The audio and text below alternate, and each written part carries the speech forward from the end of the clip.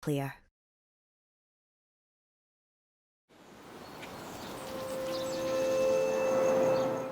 Now on BBC One, the early evening news with Huw Edwards. Today's headlines: it's been called the blizzard of the century, and parts of North America are badly affected. New York State is bearing the brunt of the storm. At least 62 lives have been lost so far as officials do their best to respond. Please, you heard the mayor beg, I'm begging. Stay home. We'll have the latest on those conditions, and we'll be asking what role climate change plays in all of this. Also today, in Birmingham, a murder investigation is launched after a 23-year-old man is stabbed to death in a nightclub. Rail passengers are warned to expect more disruption following the latest round of strikes by rail workers. It has been a miserable day on the railways today, and I'll be explaining why almost certainly worse is to come. And this year, it's his turn. The two amigos. And in today's bank holiday sport, the first Grand National in Wales for 3 years, and a win for the Welsh jockey David Pritchard on the Two Amigos.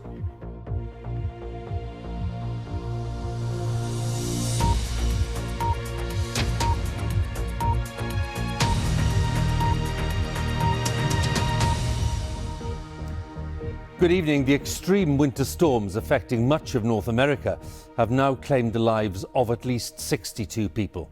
US officials are calling it the blizzard of the century, with an extra 9 inches of snow expected during the day in New York State, where the city of Buffalo has borne the brunt of the Arctic conditions. The storm has affected a vast area from Canada in the north down through the US and even reaching Mexico. President Biden has approved emergency measures allowing financial support for New York State. Well, our correspondent Neda Tawfik is in New York with the latest for us. Yeah, Huw, the scenes have been shocking, the stories harrowing. Communities across the United States completely frozen over as far south as Florida, and many never getting home for the holidays. And as you mentioned, the city of Buffalo has been the worst affected and is under more than 4 feet of snow. And there, the conditions were so treacherous that ambulances and basic services are just starting back up. Buried by record snowfall, Buffalo has only begun to dig itself out.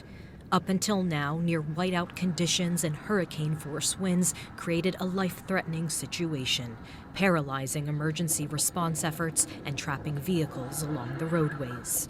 This once-in-a-lifetime blizzard has claimed the lives of at least 28 people here during the holiday weekend. The fear now is that more fatalities will be uncovered by the melting snow. The situation is still dire. Thousands are without power, and a driving ban remains in place. At grocery stores, reopening for the first time since the storm hit, people queued up to stock up on much-needed essentials and food.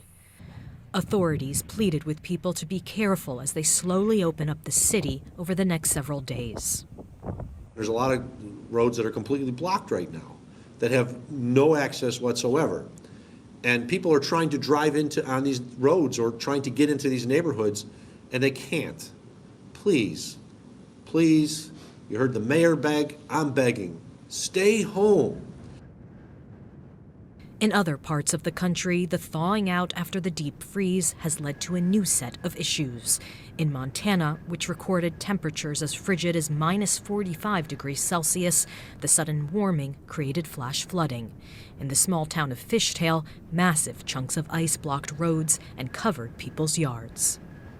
That shift in temperature caused ice to melt very quickly, and it just released all of the ice off of the West Rosebud, causing kind of like a tidal wave.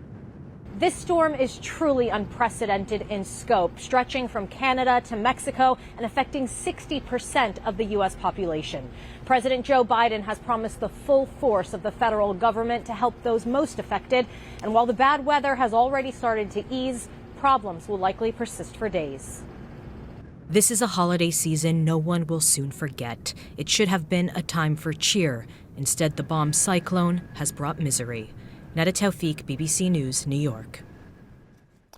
All of this extreme cold weather affecting North America, and of course the conditions in many parts of Britain, which we saw before Christmas, would seem to go against the pattern of global warming. That's according to some observers at least. What is the true picture? Here's our climate editor, Justin Rowlatt, with more details. Justin. Thanks, Huw.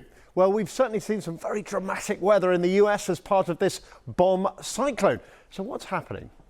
Well, a bomb cyclone is a term used to describe rapidly deepening area of low pressure. This low pressure draws in moist air, which rises as it gets higher. It freezes, bringing snow and strong winds. These bomb cyclones are actually fairly common. We get them once or twice a year here in the UK. So is our warming climate a factor?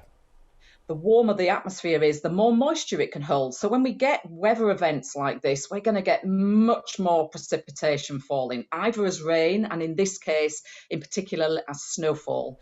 Another key factor is the jet stream. That's the band of fast-moving air that circles the Arctic tens of thousands of feet above our heads and shapes the weather systems we experience. As you can see, it's been looping deep down into the US, bringing that low pressure with it. Now, some scientists believe climate change is making the jet stream more prone to these dips, but the evidence is not clear on this. What is clear is that this cold snap is an exception. Winter is the fastest warming season in the US with fewer very cold days, and it comes against a background of steadily increasing average world temperatures. Just look at that unfolding there. And if you go to the end of the graph, look at this. The last 7 years are the hottest 7 years ever recorded, and 2022 will continue that trend. It's expected to be the 4th or 5th hottest year ever.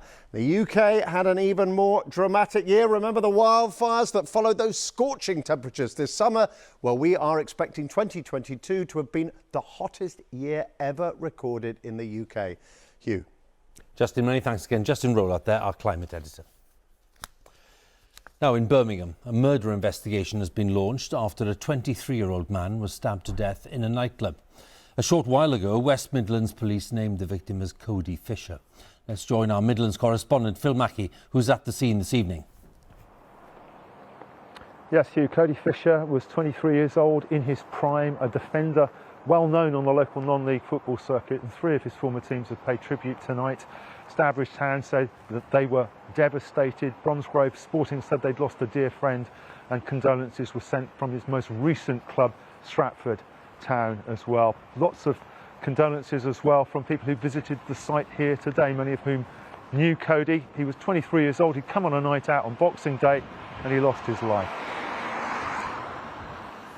A few hours before tragedy struck, this was taken midway through a 9-hour rave staged at the Crane nightclub in Digbeth. It was scheduled to end at midnight.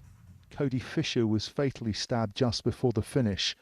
The semi-professional footballer was enjoying a night out with friends. His family said tonight, "They have broken our hearts. I have lost my best friend. My family and I are asking for privacy and respectfulness at this heartbreaking time." Investigations have been going on inside and outside the club, which is based in an old factory in central Birmingham. Crane has a capacity of 4,000 and police say hundreds were still there when the attack happened. The club issued the following statement: "We're all deeply shocked and saddened that a man lost his life last night as our Boxing Day event came to a close. Our thoughts are with the victim and his family and friends. We do not feel it is right to hold our New Year's Eve event under these circumstances."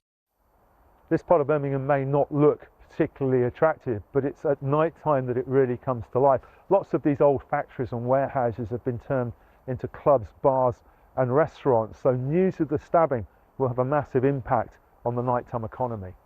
It's a tragic incident that really, unfortunately, brings home how important it is for the police and other partners to really get on top of knife crime in the city. It's dreadful when these incidents happen because people need to feel that they are safe. They need to feel safe and they need to be safe. And anything when somebody tragically loses their life, unfortunately, does have a negative impact on the economy. A friend who played at the same football club as Cody brought flowers this afternoon. Questions are being asked about whether security had been tight enough on a night that should have been a celebration but ended in sorrow. Phil Mackey, BBC News, Birmingham. Now, rail passengers have been warned to expect more disruption following the latest round of strikes by rail workers. Members of the RMT union who work for Network Rail ended their latest action over pay and conditions at 6 o'clock this morning. Network Rail said around 70% of services were operating today and passengers were still being strongly advised to check their travel times. Now, there's more action to come. As next week, the RMT are planning another 4 days of strikes, 3rd, 4th and 6th and 7th, and then the train drivers union ASLEF striking on Wednesday the 5th of January. Our business correspondent Theo Leggett has more details. Large crowds, plenty of frustrated travellers and very few trains. This was the scene this morning in Brighton. It was a similar story at King's Cross in London, and no better for travellers at Manchester Piccadilly. And for those who did get on board, overcrowding often made life very uncomfortable. A strike by workers at Network Rail ended at 6 a.m, but disruption lasted for hours afterwards. I completely support the strikes. I just, hope that it doesn't continue for too much longer and hope that they get what they need. Some of them are due for it, all right, but to do it on a holiday time like this and that is spoiling everyone's holiday, isn't it? And in some regions, there was further industrial action to contend with. That meant cross-country had no services north of York, for example. It's fair to say that rail travellers here in London and across the country have had a challenging time of it today. Services began operating late, some were delayed, some were cancelled. But it doesn't end there. There's still an overtime ban in force, some regional strikes and overrunning engineering work. And as for next week, well, that's a different story. Members of the RMT union at Network Rail and 14 train operators are planning 2 48-hour walkouts, from Tuesday to Wednesday and from Friday to Saturday. And in between, a strike by train drivers called by the ASLEF union on the 5th of January. The strikes are happening because of a range of disputes between rail firms and the unions over pay, jobs and working practices. I don't think the rail industry, the train companies, the unions realise what danger there is when we passengers get so completely fed up with the utter unreliability of services that we find alternative options. But there's little sign of progress, and right now the idea of trouble-free train journeys is starting to look like a fairy tale. So a miserable day on the railways today, and next week we have those 5 days of national strikes. Even the rail companies themselves are warning people only to travel if absolutely necessary. Half of the network will be shut down. On the rest of it, 1 in 5 trains will be running. And even if there were to be a last-minute deal between the unions and the rail companies, which looks highly unlikely, that disruption is pretty much burnt in right now. So when people come back to work next week, it's going to be a pretty bleak start to the new year for many travellers. Theo, many thanks again for the latest there at King's Cross Station. Theo Leggett.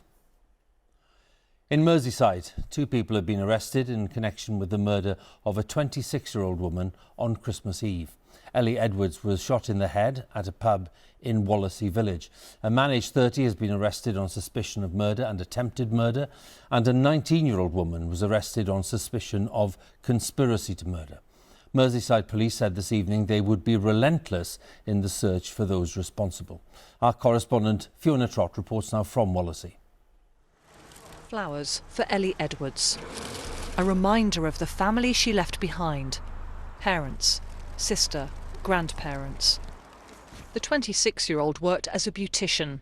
A glamorous career and life cut short. She was celebrating Christmas here when a man opened fire. 4 others were injured. 1 is in a critical condition in hospital. Today, people returned to work for the first time after the Christmas break. They say life is supposed to go on, but it's hard. We had a lovely build up to Christmas, everything was lovely, we were all happy, and now we've come here and it's just a scary place to be. Did you know Ellie? I did know Ellie, which makes it just even more awful. Michelle's lived here all her life and runs the local laundrette. That poor family, every Christmas, never ever going to be the same for them, is it? Ever. Such a shame. What do you think the community can move on from this? I think it'll always be there, won't it? Every time you go into that lighthouse, every time you sat there, you're going to think about it, aren't you? I don't think you were safe anywhere. You know, we're here, we're in Wallasey, and it's a nice little community, it's a nice area, but we're not safe. Are we anywhere that we go now? So you feel that? I feel like it's not safe. Merseyside police have said they don't believe Ellie Edwards was deliberately targeted. Her grieving parents are left wondering why this happened to their beautiful daughter. Fiona Trott, BBC News, Merseyside. Let's take a look at some of the other stories making the news today. Taiwan has said it will extend mandatory military service from 4 months to a year as part of plans to strengthen its defences in the event of an attack from China. The decision comes amid growing tensions with China, which claims Taiwan as its own territory. China will scrap quarantine for travellers from the 8th of January, marking the last major shift from the country's zero COVID policy. This will reopen the country to those with work or study visas or those visiting family members, almost 3 years after the borders were closed.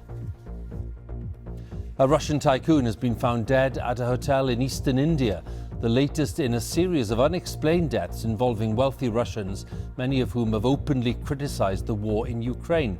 Pavel Antov is said to have fallen from a window on Christmas Day. Well, it's time for us to catch up on all the day's news, football and otherwise. Let's join Huw Ferris, who's got the latest for us. Huw. Well, for more, head to the BBC Sport website, where there are also details on Dean Smith being sacked by Championship side Norwich. That's bbc.co.uk/sport. Huw.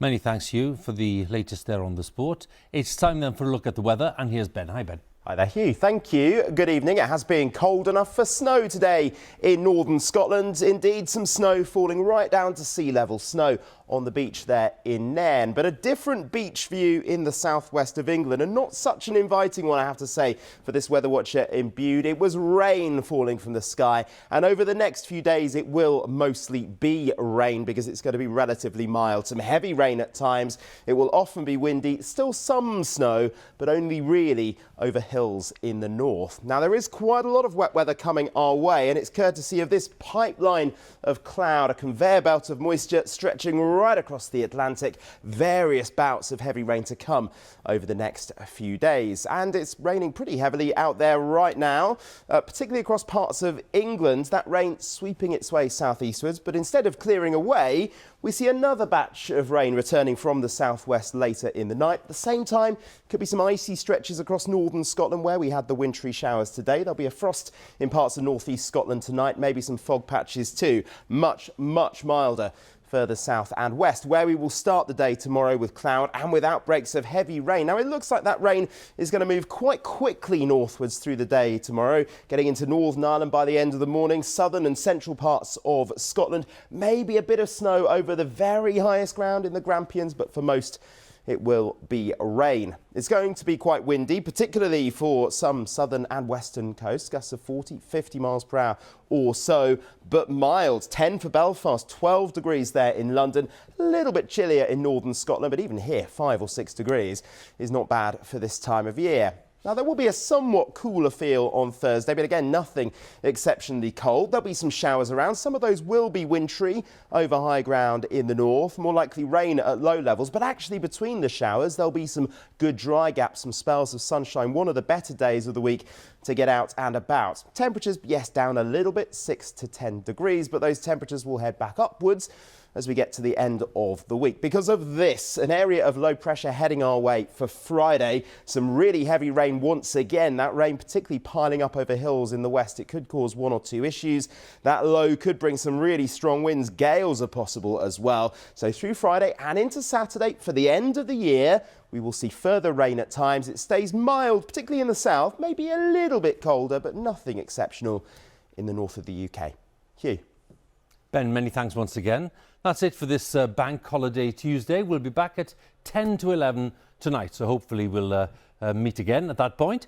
In the meantime, here on BBC One, it's all of our colleagues, of course, in the nations and regions with the news where you are. But from all of us here, thanks for watching and bye for now.